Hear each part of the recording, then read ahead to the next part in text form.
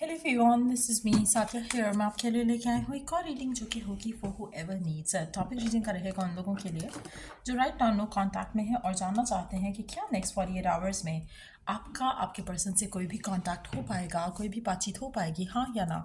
तो ये reading check कर सकते हो। इस रीडिंग में हम आपके पर्सन के मैसेजेस भी ऐड करेंगे।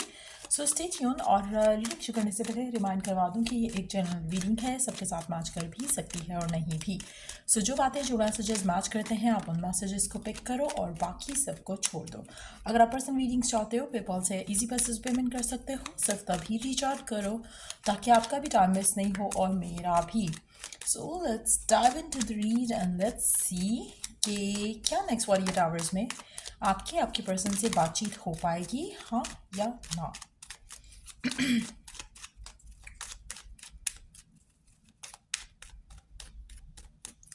मुझे लगता है टू बी वेरी ऑनेस्ट आपके पर्सन और आपके दरमियान में बात ना होने का रीज़न ये नहीं है कि वो आपको मिस नहीं करते, ये नहीं है कि वो आपके बारे में नहीं सोचते, लेकिन एक चीज़ जो है मुझे लगता है कि आपके पर्सन को रोकती है आपको रीच आउट करने के लिए, वो ये है कि वो आपको ज़्यादा ऑफ़र नहीं कर सकते हैं। शायद जिस रीज़न की वजह से आप लोगों का ब्रेकअप हुआ था, आप लोगों की बातचीत ख़त्म हुई थी, वही रीज़न स्टिल है कनेक्शन के दरमियान में।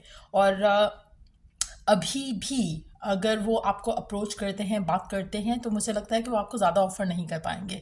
तो हो सकता है कि आपके सेम आर्ग्यूमेंट, सेम सिचुएशंस रहें। So there is no point कि वो आपको कांटेक्ट करें, देयर इज़ नो पॉइंट कि वो जब अगर आपको एक चीज़ चाहिए और वो चीज़ उनके पास नहीं है देने के लिए, तो why would they talk to you या why should you talk to them. तो कहीं ना कहीं वो चीज़ उनको रोकती है। अगर आप सेटल इन फॉर लेस करो, एज एन के अगर आप ज़्यादा डिमांडिंग नहीं हो और जो वो दे रहे हैं उस पर खुश हो, तो शायद आपसे बात करेंगे, शायद वो आपको कांटेक्ट करेंगे, शायद वो आपको बताएंगे कि वो आपको मिस करते हैं। लेकिन उनको लगता है कि अगर आपकी बात होती है और बात में सिर्फ और सिर्फ फाइट या आर्ग्यूमेंट ही होना है because of the same situation, because of the same demand, तो इसलिए वो अपने आप को रोक रहे हैं, आपको कांटेक्ट नहीं कर रहे। लेकिन यस, ये कंफर्म है कि पर्सन आपको मिस करते हैं और चाहते हैं कि आपको अप्रोच करें, लेकिन उनको लगता है कि फ़िलहाल क्योंकि वो सब नहीं कर सकते जो शायद आप चाहते हो या आपकी डिमांड है, इसलिए वो कांटेक्ट नहीं कर रहे हैं।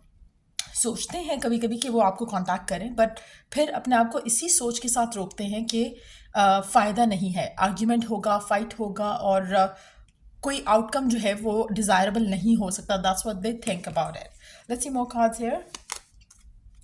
The magician, nine of swords. अच्छा, एक और चीज़ है कि टू बी ऑनेस्ट मुझे लगता है कि पर्सन कोई एफर्ट भी नहीं कर रहे हैं।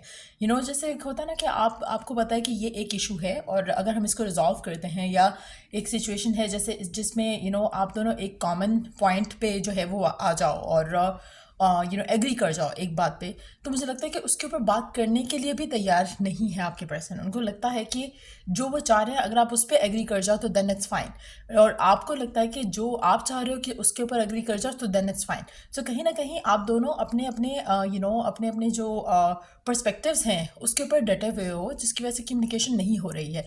नेक्स्ट 48 आवर्स में भी कम्युनिकेशन नहीं हो रही है क्योंकि आपका पर्सन अगर आपको अप्रोच करना चाहेगा तो इसलिए अपने आप को रोक लेगा। उसे लगेगा कि आप शायद ज़्यादा डिमांड करोगे जो कि वो नहीं ऑफर कर सकते हैं। सो अगैन इसलिए मुझे लगता है कि कम्युनिकेशन में चांसेस जो है बहुत ना होने के बराबर है मेजॉरिटी लोगों के लिए। एक और चीज़, आपका पर्सन आपको मिस करता है और middle of the night specially वो उठकर आपको उनकी जब आँख खुलती है तो वो आपके बारे में बहुत ज़्यादा सोचते हैं। उनको या तो अपना फ़ोन चेक करते हैं या फिर वो आपके बारे में सोचते हैं। उनको लगता है कि काश चीज़ें डिफरेंट होती, लेकिन एट द सेम टाइम कोई एफर्ट नहीं कर रहे हैं आपके पर्सन। उनको उनको उनकी विश है, डिज़ायर है कि चीज़ें खुद से सॉल्व हो जाएं, खुद से वर्कआउट हो जाए। अगर थर्ड पार्टी है, फैमिली की तरफ से अप्रूवल नहीं मिल रहा है, या वो कमिटमेंट नहीं देना चाह रहे हैं और चाहते हैं कि कनेक्शन वैसे ही चलता रहे, तो मुझे लगता है कि ईदर वे वो चाहते हैं कि खुद से चीज़ें जो है कनेक्शन के हक में बेहतर हो जाएं। एफर्ट नहीं करना। मैनिफेस्ट अगर हो जाता है तो गुड है, लेकिन कोई एफर्ट नहीं करना है ना। मैनिफेस्ट कैसे होगा जब वो अपने एंड से कोई जैसे होता है कि वो या आप अपने एंड से कोई एफर्ट ना करो, चाहे वो मेंटल एफर्ट है चाहे वो फिजिकल एफर्ट है, कोई एफर्ट ज़रूर करने की ज़रूरत है यहाँ पर, जिसके बाद चीज़ें बेहतर हो सकती हैं टू बी ऑनेस्ट। लेकिन मुझे लगता है कि आपके एंड से और आपके पर्सन के एंड से कोई भी रेडी नहीं है to make that effort. Let's see more cards here. Queen of cups, मुझे लगता है कि आपको इस कनेक्शन को लेकर सरेंडर करने की ज़रूरत है। अगर आप सरेंडर कर जाते हो और चीज़ों को होने देते हो, let that be, let your love life be right now, उसके बारे में ज़्यादा सोचो नहीं, ज़्यादा वरिड नहीं हो, तो मुझे लगता है कि चीज़ें रिजॉल्व होना शुरू हो जाएंगी खुद से, क्योंकि कहीं ना कहीं there is a divine timing working in your love life. एक और चीज़ जो इस कार्ड के हिसाब से अगर मैं देखूँ तो मुझे लगता है कि आपका कनेक्शन जो है इस इंसान के साथ has been always evolving. Evolving in the sense, एक तो होता है ना कि आप हर बार आप बीइंग एन इंडिविजुअल आप इवॉल्व कर रहे होते हैं 24/7, आपका कुछ ना कुछ नया लर्न कर रहे हो तो कुछ ना कुछ आप में बदल रहा होता है। लेकिन when it comes to this connection मुझे लगता है कि आपका कनेक्शन जो है um, ये आपके अंदर अपने अपने आप को लेकर, आपके पर्सन के अंदर अपने आप को लेकर, दोनों को एक एक एक साइकिल जो है आपका एक दूसरे के साथ, वो आप दोनों को बहुत कुछ इंडिविजुअली लर्न करने को सिखा रहा है। और मुझे लगता है कि वो जो लेसन्स हैं वो आपके लिए बहुत अच्छे हैं, आपके फ्यूचर के लिए, कनेक्शन के फ्यूचर के लिए, या फिर अपने इंडिविजुअल फ्यूचर के लिए बहुत अच्छे हैं। So mean while when I said कि आप अपनी लव लाइफ को सरेंडर करो, तो मीन वाइल आप अपनी लाइफ में आगे बढ़ो, एज इन के अपनी लव लाइफ को लेकर फोकस नहीं रहो, अपने बाकी एरियाज ऑफ योर लाइफ के ऊपर फोकस करो। कहीं ना कहीं आप में से कुछ लोग ऐसे होंगे जो कि अपने डिवाइन पर्पस के क्लोज जाएंगे इस रिलेशनशिप की सिचुएशन की वजह से, और आप में से कुछ लोग एक दूसरे के पास वापस आएंगे when you have become the better version of your selves. So आने वाले टाइम में मुझे नेक्स्ट 48 आवर्स में कम्युनिकेशन तो नहीं हो रही है, लेकिन मुझे लगता है कि ये जो प्रोसेस चल रहा है जिसमें आप अपनी लव लाइफ को अगर सरेंडर कर जाते हो, तो आपके लिए अनएक्सपेक्टेड इसमें ब्लेसिंग्स ज़रूर आएंगी। Let's see more cards here, 7 of wands and then we do have king of souls. अच्छा, मुझे लगता है कि आपका जो पर्सन है कमिटमेंट देने के लिए तैयार नहीं है, या रिलेशनशिप में ओपन अप करने के लिए तैयार नहीं है, कांटेक्ट करने के लिए तैयार नहीं है, लेकिन ग्रेजुअली क्योंकि इसकी फीलिंग्स आपको लेकर स्ट्रांग हो रही हैं और होंगी आगे, तो इसके लिए it is going to get hard to stay away. लेकिन क्या ये नेक्स्ट 48 आवर्स में कोई एक्शन ले रहे हैं या उसके बाद भी, मुझे नहीं लग रहा कि अभी आने वाले कुछ टाइम में ये पर्सन आपके लिए एक्शन लेगा, आपकी तरफ एक्शन लेगा। बट हर चीज़ इस इंसान के लिए जो हो रही है इसकी ज़िंदगी में, इट्स गना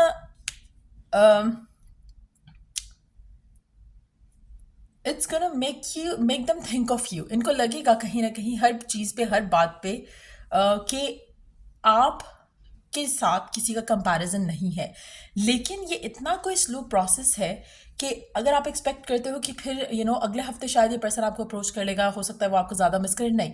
मुझे लगता है कि जितने भी ज़्यादा लोगों से मिलेगा, जितने भी ज़्यादा लोगों के बारे में ये जानेगा, इसको आप याद आओगे। तो मुझे लगता है कि बहुत ही ग्रेजुअल प्रोसेस है, जिसके बाद ये पर्सन, चांसेस बहुत स्ट्रांग है कि इसकी सोल आपकी तरफ जो है वो अट्रैक्ट होगी दोबारा।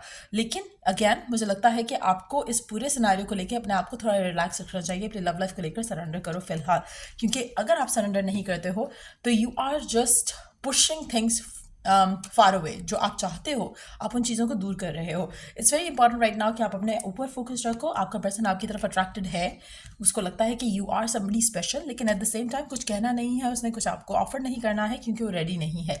लेकिन ग्रेजुअली जब वो अपनी ज़िंदगी में आगे बढ़ेंगे वो आपकी तरफ आएंगे। स्लो प्रोसेस है बट आएंगे।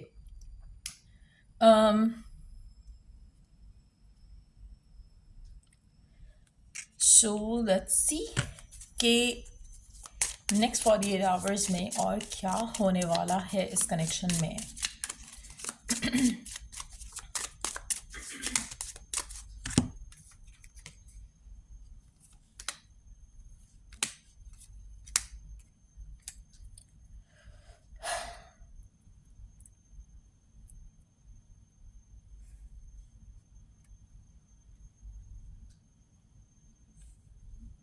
आपकी जो भी करंट सिचुएशन है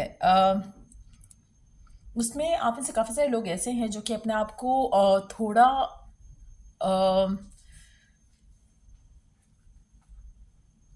स्ट्रांग नहीं रख पा रहे हैं, जैसे कॉन्फिडेंट नहीं रख पा रहे हैं।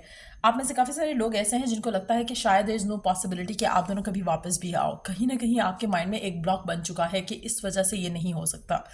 समहाउ मैनिफेस्ट किया जा सकता है कि ये कनेक्शन स्टिल और मुझे इसलिए मैं अगर आपके लिए पॉजिटिव सोचना मुश्किल है तो it's better not to think at all, क्योंकि there are some adjacent possibilities out there जो कि आप नहीं देख पा रहे हो बिकॉज ऑफ योर नेगेटिव या फिर लिमिटेड माइंडसेट।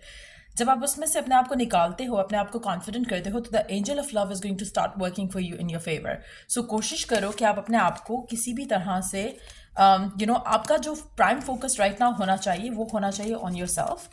आपने अपनी लाइफ को, अपने आप को कैसे बेटर करना है। When you are doing that, तब ऑटोमेटिकली सारी चीज़ें होने लग जाएंगी। और कहीं ना कहीं जो आपका लर्निंग प्रोसेस है, it has to do with you, like it has nothing to do with other person. जो आपका लर्निंग प्रोसेस है उसमें आपने खुद के लिए, हो सकता है कि you have always been a person जो कि अपने आप को वैल्यू नहीं करता आया, चाहे वो रिलेशनशिप में है, चाहे वो फैमिलीज में है, चाहे वो अदरवाइज है।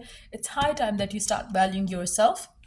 जब आप खुद को वैल्यू करोगे, आपकी लाइफ में वो लोग आएंगे जो आपको वैल्यू करेंगे, क्योंकि you tell them how to treat you. So कहीं ना कहीं आपके इस कनेक्शन में आप ये जब अपने अंदर एक चेंज लेकर आते हो, उससे आपकी लव लाइफ में ऑटोमेटिकली चेंज आ जाएगा जो आप डिज़ायर करते हो। सो ये थी रीडिंग आप लोगों की। अगर आपको हेल्प किया हो, गाइड किया हो, तो लाइक शेयर सब्सक्राइब जरूर करो। चलिए टू द नेक्स्ट रीडिंग आप लोगों के लिए। Take care, bye.